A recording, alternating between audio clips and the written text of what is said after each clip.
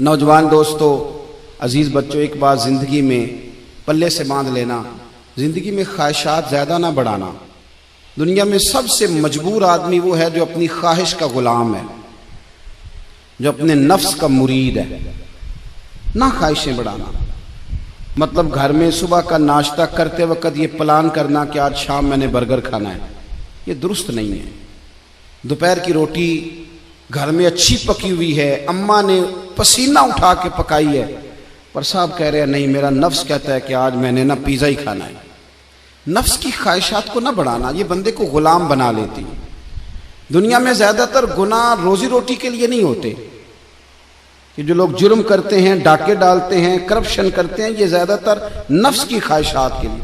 انہیں دوسرے کی گاڑی پریشان کرتی ہے، انہیں بنگلہ پریشان کرتا ہے۔ آپ کو پتہ ہے نبی کریم علیہ السلام نے ایک دعا مانگی ہے، حضور فرمانے لگے اللہ میرے گھر والوں کو نا ضرورت کے مطابق روزی دینا، خواہشات نہیں۔ ابھی کسی کو مزیدار روٹی کھاتے دیکھو تو کسی 5 سٹار ہوٹل میں نہ دیکھنا، بلکہ جو مزدور مزدوری کرتا ہے نا اسے کبھی ملاحظہ کرنا، وہ جو صبح روٹی باندھ کے ساتھ لاتا ہے، 2 روٹیاں جب وہ لاتا ہے تو روٹیوں کے بیچ اچار ہوتا ہے، اور دوپہر کا جب وقت ڈھلتا ہے تو صاحب وہ اچار زیادہ تر پونے کو لگ جاتا ہے کپڑے کو،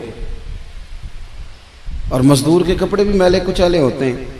وہ جو ہوٹلوں میں جا کے روٹی کھاتے ہیں تو وہ ڈھب سے بسم اللہ نہیں پڑھتے، وہ ڈھب سے شکر ادا نہیں کرتے، ان کو تو کسی کو پالٹی ڈالی ہوتی ہے، وہ کھا رہے ہوتے۔ مزدور جب وہ کھانا کھانے لگتا ہے نا میرے عزیز، تو وہ پہلے ہاتھ دھوتا ہے، پھر کسی سے ادھار گلاس لے کے پانی بھرتا ہے، اور پھر وہ جب بیٹھ کے وہ روٹی کھا رہا ہوتا ہے نا تو لگتا ہے دنیا کا سب سے مزیدار کھانا یہی کھا رہا ہے۔ اور پھر جب اس کو لفظ بھی صحیح نہیں آتے کہ شکریہ کیسے ادا کرنا ہے، کھانے کے بعد کی دعا بھی پوری نہیں آتی، پر جب وہ 2 روٹیاں کھا کے آسمان کی طرف دیکھتا ہے تو اس کی آنکھوں کی روشنی بتاتی ہے کہ اس نے رزق حلال کھایا ہے، اور جو کھایا ہے اس پر اپنے رب کا شکر بھی ادا کیا ہے۔ خواہشات کو وسیع نہ کرو، وسیع نہ کرو خواہشات کو کبھی بھی زندگی میں۔ ڈاکٹر اقبال کے بیٹے نے خط لکھا تھا اقبال کو کہ ابا جی آپ تو لندن میں ہیں، تو مجھے کچھ فیس دینی ہے، تو اگر اجازت دیں تو میں کسی سے ادھار لے لوں۔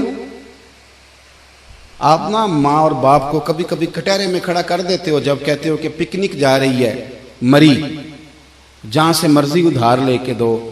آپ کو پتہ ہے پھر آپ کا باپ بیچارہ کیا کرتا ہے؟ کسی کے سامنے ہاتھ پھیلانا پڑتا ہے تو بڑی کمزوری ہوتی ہے۔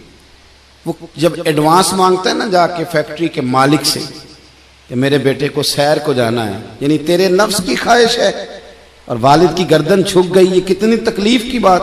کوئی ایسی خواہش زندگی میں پیدا نہ کرو جو ماں باپ کو، اساتذہ کو اور دیگر کو تکلیف میں مبتلا کرے کبھی بھی۔ اقبال کے بیٹے نے کہا ابا کچھ ادھار لے لوں، میری ضرورت ہے، تو علامہ اقبال نے جاوید کے نام پوری نظم لکھ بھیجی، دیار عشق میں اپنا مقام پیدا کر، نیا زمانہ نئے صبح و شام پیدا کر، خدا اگر دل فطرت شناس کرے عطا تجھ کو، سکوت لالا و گل سے کلام پیدا کر۔